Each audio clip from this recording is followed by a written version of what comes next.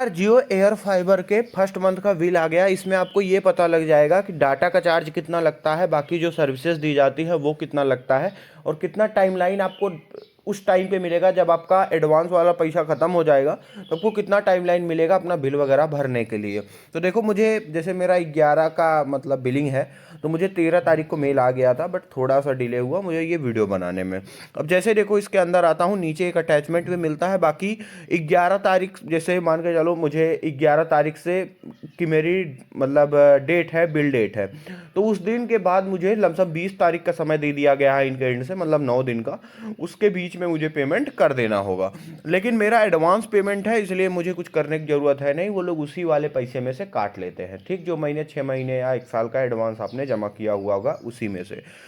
अब देखो इसमें क्या क्या चीज़ें मिल रही हैं। अब यहाँ पे आप देख सकते हो, जो सिर्फ डाटा इनका 1000 GB डाटा प्रोवाइड किया जाता है, उसके लिए ये लोग देखो, इनको लोग डाटा सर्विस के लिए, कनेक्टिविटी और डाटा सर्विस के लिए ये लोग अबाउट 252 रुपये 52 पैसे का चार्ज करते हैं। और बाकी जो प्लेटफॉर्म सब्सक्रिप्शन, OTT तामझाम ये सब है, इसके लिए लमसम 454 रुपये, सारा डिस्काउंट वगैरह काट के 454 रुपीज़ इसका। तो दोनों 252 और 454 अबाउट 706 रुपीज़ 82 पैसे के आसपास टोटल लगता है। और उसी में से जो मेरा एडवांस पेमेंट था, उसी में से सारा का सारा पैसा कट गया और मेरा पेएबल अमाउंट नील हो गया। मतलब अब मुझे कुछ नहीं देना, क्योंकि मैंने एडवांस पेमेंट कर रखा है, तो उसी में से ये लोगों ने काट लिया। नहीं तो मुझे 707 रुपीज़ के आसपास का बिल भरना पड़ता। और देखो, ये जो 707 रुपीज़ है, ये 30 MBPS के प्लान के लिए है। बाकी अगर आपका 100 MBPS का प्लान है तो 1060 रुपीज़ शायद पड़ता है। बाकी इसके लिए यही सीन है। और जैसे मान के चलो, जब आपका एडवांस पेमेंट ख़त्म हो जाएगा, तो आपको, जैसे आपका बिल 11 को जनरेट होता है, तो आपको भाई रिचार्ज करने का मौका 9-10 दिन का मिलेगा। उस बीच में भी आपका डाटा वगैरह वर्क करता रहेगा। बाकी उसके बीच में आपको अपना रिचार्ज कर लेना होगा, तभी जाकर के आपकी सारी सर्विसेज आगे के लिए एक्टिव रहेंगी। आई थिंक सीन समझ में आया होगा। इसमें सिंपल बात है, डाटा का चार्ज 252 है, बाकी सारी चीज़ों का चार्ज 454 है।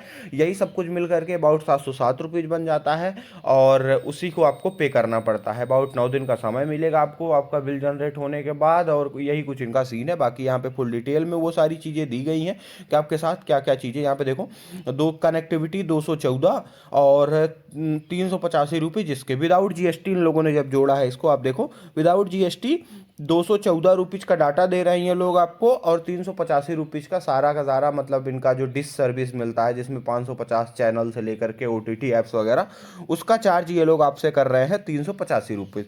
तो दोनों मिलके हो जाते हैं 599, जो इनका हो गया 599। लेकिन अभी GST इसमें नहीं लगी है। GST जैसे ही लग जाएगी, उसका दाम 706 रुपये 82 पैसे हो जाएगा। तो यही कुछ इनका मंथली बनेगा 30 MBPS वाले प्लान का। और बाकी अगर आपका 1000 MBPS है, तो उसका अलग प्लान, उसका थोड़ा सा महंगा पड़ता है, 1050 आसपास पे पड़ता है, 1050 के आसपास पड़ेगा मंथली बिल। तो आई थिंक सीन समझ में आया होगा। बाकी वीडियो कैसा लगा जरूर बताना, अच्छा लगा एक लाइक करना, चैनल को सब्सक्राइब करके बेल आइकन प्रेस कर लेना दोस्तों। Thank you.